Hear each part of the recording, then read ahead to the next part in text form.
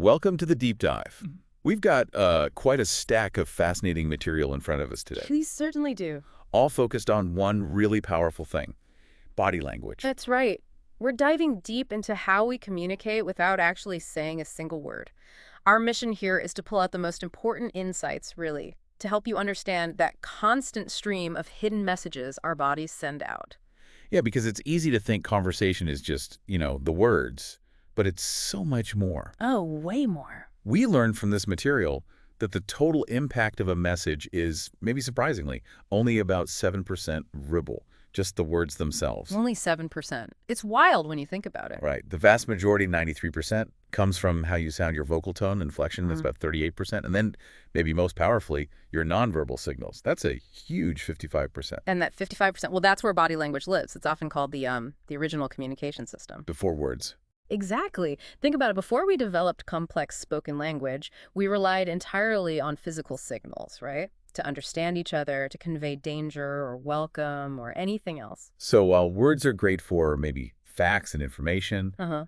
body language is where emotions and sort of true thoughts tend to leak out. You can say, I'm fine, but But your slumped shoulders or, not making eye contact might tell a completely different story. precisely. The body is often less filtered than the mouth. Less guarded. Yeah. The material even describes how someone can give a really powerful, clear message with just a look to kill. No words needed at all to get that message. Huh. True. And interestingly, there's research mentioned that suggests women often have a higher accuracy rate than men when it comes to, decoding these nonverbal cues. Yeah, that comes up. One theory is that this skill is sort of honed early on. Mothers spending years communicating with infants who don't have spoken language. Right, relying purely on signals. Exactly. Relying heavily on nonverbal signals to figure out needs and feelings. So that constant practice could build a stronger ability to read body language over time. Seems like a skill you can actually develop. Which kind of brings up the question, are these gestures inborn, or do we learn them? Is it nature or nurture? It seems to be a fascinating mix, actually. Some things feel pretty innate, baby sucking, for example. Sure. Instinctive. Or the fact that children born deaf and blind still smile or frown, that points towards something built in. Universal emotional expressions across cultures also suggest some inborn components. Like a basic human template. Kind of, but then there are clearly learned behaviors, right? Like specific cultural greetings or how we learn to navigate crowded spaces without bumping into everyone. It's a complex interplay, nature and nurture. Okay, so if we want to get better at reading these signals, we can't just look for one thing, can we? Like, someone scratches their nose, it doesn't automatically mean they're lying. Exactly. That's a really key principle we found.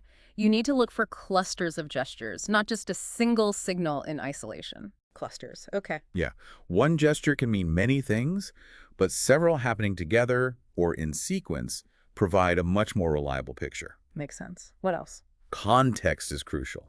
Absolutely crucial. A gesture in one situation, say, crossing your arms when it's freezing cold means something completely different than crossing your arms when someone's challenging your idea. Right. Obvious when you put it like that. And always consider cultural differences. What's positive or neutral in one culture might be deeply offensive in another. Ignoring these three rules, clusters, context, and culture, well, that's how misreadings happen constantly. And why it's easy to get it wrong. Totally. It's probably why kids are often easier to read. They haven't learned all the complex social masking and cultural rules yet. They're more direct. So can you actually fake body language successfully? Project confidence when you're absolutely terrified inside? It's very difficult, especially for long periods. Your subconscious tends to win out eventually. It'll send out tiny involuntary signals that betray the lie, these micro Or gestures. leaks. Little weeks, exactly. But you can consciously practice replacing negative body language habits, like slouching or avoiding eye contact, with more positive, open ones. It just takes effort, like building any new skill. So how would someone even start practicing that? Observation. Observation is key. The material suggests airports are fantastic places to people watch because emotions are often running high there. Ah, good tip. Yeah, or watch people in meetings, social settings, or, here's a fun one, try watching television with the sound off. Oh, yeah. And guess what's happening based only on the body language. Then turn the sound back on and see how close you were. It really trains your eye. I like that. Okay, let's maybe move from the general principles to specifics, starting with something we use all the time, our hands. Hands are incredibly expressive, aren't they? Just the position of your palm can say a lot. A palm facing upwards is often seen as submissive or inviting, like showing you have nothing to hide. Like when you're asking for something or offering help, maybe? Right. Whereas a palm facing downwards can signal dominance or control, trying to keep something down, metaphorically. And this definitely shows up in handshakes, right? Absolutely. That palm down handshake is someone trying to establish dominance right from the start. The power play. Yeah. A submissive one is the opposite, palm facing up, offering control. The goal handshake, though, the one for equality and rapport, involves both palms being vertical, straight up and down. And matching pressure. Hand matching the pressure, crucial. It creates balance instantly. So what if someone hits you with that dominant palm down move? What do you do? The material suggests you don't necessarily meet force with force, but subtly adjust. Step slightly to the side as you shake, or use your other hand briefly on top to help guide the handshake back to that vertical position. Match their pressure. It's about creating balance, not, escalating a power struggle in the first 5 seconds. Got it. Level the playing field. What other hand gestures jumped out? Well, rubbing your palms together usually signals positive expectation. You see people do it when they're anticipating something good happening. Like, this is going to be great. Exactly that feeling. Also, pay attention to clenched hands, often a sign of frustration, or holding back negative emotions like you're literally gripping onto something. Makes sense. What about thumbs? I sometimes see people with their thumbs sticking out of their pockets. Yeah, that's often linked to confidence or an authoritative attitude. Thumbs are associated with strength and ego, apparently. Even arms folded, which usually signals defensiveness, right? Closed off? If that's combined with thumbs pointing upwards, it creates this interesting double signal. You're closed off or negative, the arms, but you also feel superior or confident, the thumbs. It's a really telling cluster. Fascinating. Okay, let's move down the body. The material says legs often tell the truth. Why is that? It seems to be because we exert less conscious control over our legs and feet compared to, say, our face or hands. They're often reacting more instinctively to how we really feel. Like itchy feet. Exactly. Tapping feet, jiggling legs, classic signs of impatience or anxiety. Your feet basically want to leave the situation. Huh.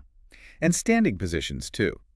You can tell if someone is open or defensive just by how they stand. Generally, yes. Open stances, feet apart, maybe weight balanced, suggest confidence and openness. Closed stances often involve crossed legs or ankles, signaling someone might be less receptive, defensive, or maybe just cold. Leg crossing itself is a big one, isn't it? Yeah. Different types mean different things. Yeah, there are variations. The standard leg cross, one leg neatly over the other, often seen as just comfortable, but can be a barrier gesture. Then there's the figure 4 cross. Ankle on the opposite knee. That's the one. Common in some cultures, particularly North America, it can sometimes signal competitiveness or even an argumentative stance, like you're bracing yourself. Interesting. And what about that idea, you mentioned it briefly, that closing your body physically can actually close your mind? This is a really powerful finding discussed in the material. When people cross their arms and legs, it's often not just a physical posture. It seems to genuinely affect their mindset. Thought so. The material suggests people in these closed postures tend to be less receptive to what's being said. They're less likely to agree with proposals, and they even have poorer recall of the information later on. Wow. So if you see someone literally cross their arms and legs while you're talking... Yeah. It might be a signal that they're not really open to your ideas right then. It's like their mind is closing down along with their body. The material gives this example of managers listening to a controversial speaker. Yeah. And as the speaker continued, more and more of the managers adopted folded arms and crossed legs, physically showing their mental resistance and disagreement. A visible shutdown. Okay, switching gears a bit. Personal space. We all have this invisible bubble, right? Absolutely. Personal space is fundamental. It's like an invisible territory around us, and invading it triggers an instinctive reaction. Like leaning away in a crowded elevator. Exactly. Or why overcrowding in general can increase tension, frustration, even aggression. There's actually research mentions suggesting high population density links to physiological stress responses in humans, which mirrors studies done on animals like deer. It might even correlate with higher crime rates in dense areas. And this varies hugely by culture, doesn't it? Dramatically. Yeah. Hugely. The material highlights these vast differences in how much space people need and how often they touch.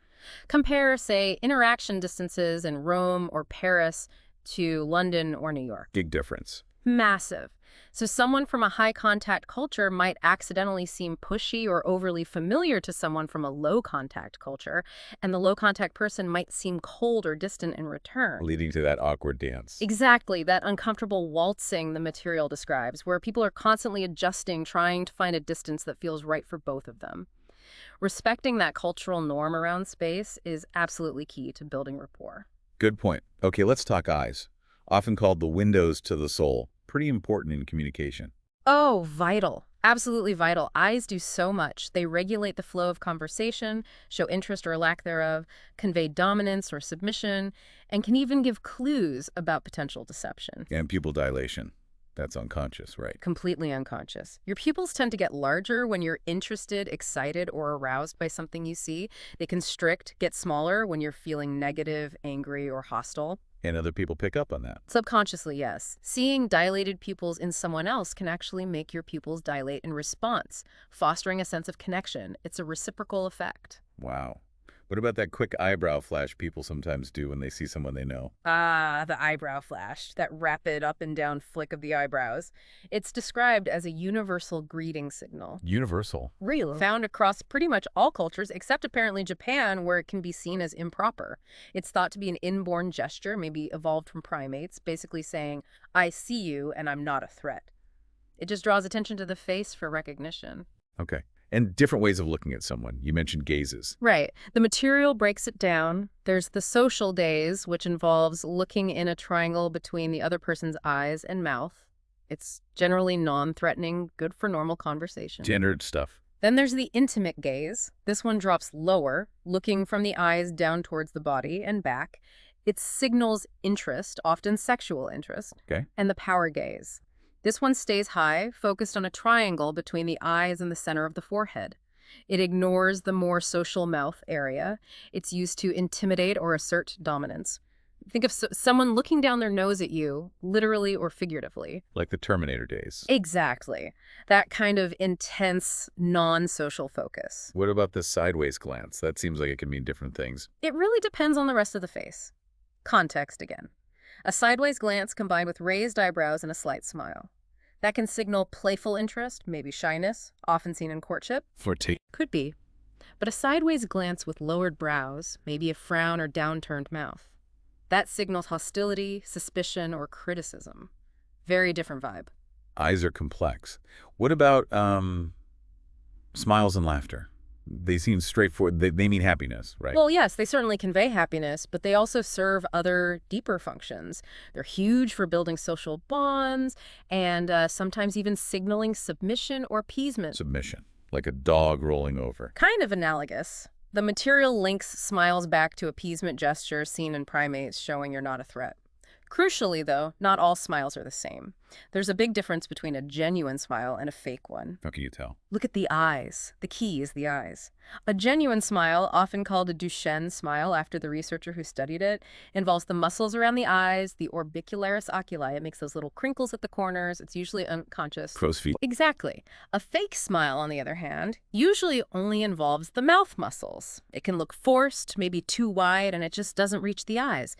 Interestingly, the material notes that liars, perhaps counterintuitively, sometimes smile less than truthful people, maybe because they're concentrating on the lie or trying too hard not to seem fake. That is counterintuitive. Yeah. And laughter.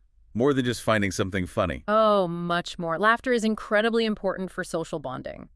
Research shows we laugh far, far more when we're with other people than when we're alone. And often it's less about the joke itself being hilarious and more about connecting, showing agreement, or relieving tension within the group. The material even mentions the physical and psychological benefits, stress relief, stimulating endorphins. The laughter is the best medicine idea. Right. Okay, moving on to status and power dynamics. How does body language play into that? Height is a big one, often subconsciously linked to perceived status. Taller people are sometimes fairly or unfairly seen as more authoritative or successful. So what can shorter people do? Yeah. Wear platform shoes? Maybe. But the material mentions more practical strategies, like controlling seating arrangements so you're not physically lower than the other person, or choosing to stand during key moments in a conversation to project more presence. And how you position your body relative to others. Absolutely. Lowering your body, like bowing or even just slumping, signals submission or lower status. Mm-hmm. Positioning yourself higher, standing on a stage, using a taller chair, even just standing while others are seated projects higher status. Even speaking style. Yeah, that's mentioned too. Individuals perceived as higher status often tend to use fewer illustrative gestures. They rely more on their words. Their vocabulary might be wider. Lower status individuals might use more gestures, sometimes as substitutes for words they're less confident using. Think James Bond, cool under pressure, very few wasted movements. High status control. Okay. And office or meeting setups, they can be designed to influence this. Definitely. Intentionally or unintentionally. Standing meetings, for instance, tend to be shorter, and the person leading while standing holds more perceived status. Office layouts can use furniture placement, like putting a visitor in a lower, less comfortable chair across a wide desk to empower the interviewer and make the visitor feel less secure. Competitive versus cooperative seating. Exactly. Where you sit at a rectangular table, for example, can influence whether the interaction feels like a face-off or a collaboration. Corner seating often promotes cooperation. Facing each other directly across can feel more competitive. Right. Let's touch briefly on courtship body language. Seems pretty crucial there. Oh, absolutely fundamental. Nonverbal signals are how availability and interest are primarily communicated, often completely unconsciously. The material describes a lot of common signals, particularly female ones. Such as? Things like preening, adjusting hair, smoothing clothes, self-touching gestures, lightly touching the thigh, neck, or wrist area. Why the wrist? Exposing the softer, vulnerable underside of the wrist is mentioned as a signal. Also, tilting the hips, crossing and uncrossing legs to draw attention, and that classic sideways glance over a raised shoulder we talked about. The material also neutrally discusses features linked to perceived attractiveness in some studies or cultural depictions, like certain facial proportions or body shapes, framing them as signals observed in attraction research. And male signals. Are they as complex? Some are similar, like preening, adjusting a tie, shooting cufflinks. Others are described as more direct displays of dominance or interest, like the thumbs and belt pose or spreading the legs widely when seated, the crotch display, as it's sometimes called. These are often linked back to primate dominance displays. Okay. Are there other signals that are very specific to a context? Like smoking? Yeah, the material discusses smoking gestures. It notes that while nicotine itself might have effects, the ritual of smoking, tapping the cigarette, holding it, exhaling can reveal underlying tension or attitude. For example, blowing smoke upwards is often linked to feeling confident or superior. And downwards? Downwards can suggest a more negative, secretive, or doubtful mood. It's about the direction of the exhale. And wearing glasses. That changes things. It can influence perception, definitely.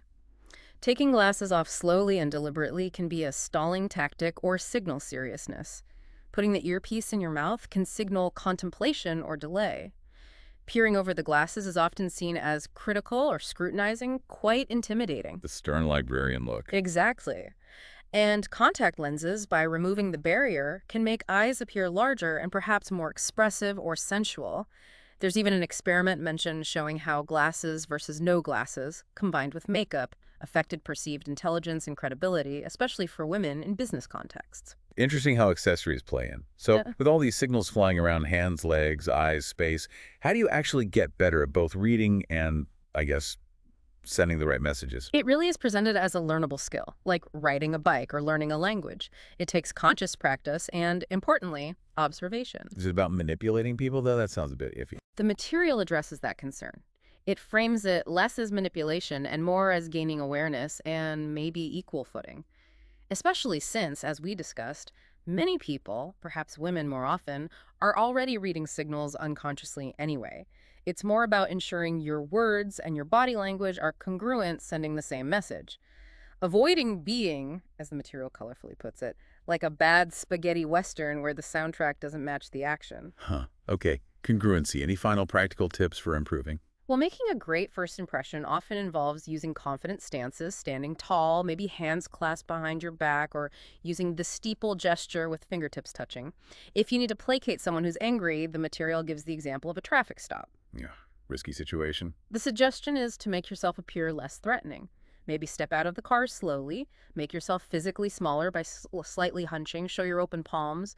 It's about de-escalation through nonverbals and overarching everything. Always remember the 3 golden rules. Clusters, context, culture. You got it. Look for clusters of gestures, always consider the context, and never forget cultural differences. Get those right, and your accuracy goes way up. This has been a really revealing deep dive. It's just so clear that body language is this constant, powerful stream of communication happening right below the surface of our words. It's always on. It really is. And learning to tune into it, both in others and yourself, can genuinely change how you understand interactions and how you come across. It's a gaining access to this whole hidden conversation that's happening all the time. So maybe here's something for you, the listener, to think about. Now that you're more aware of these unspoken signals, how might becoming more conscious of your own body language, how you stand, sit, gesture, make eye contact, change the way you are perceived by the world around you? Something to mull over.